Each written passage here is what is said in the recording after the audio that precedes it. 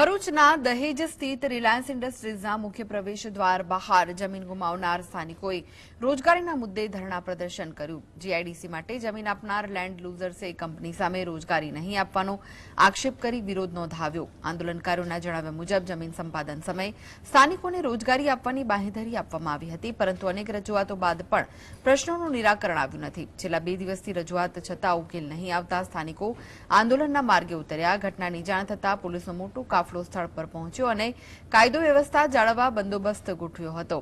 સ્થાનિકોએ ચેતવણી આપી કે માંગ નહીં સ્વીકારાય તો વધુ ઉગ્ર આંદોલન કરવામાં આવશે।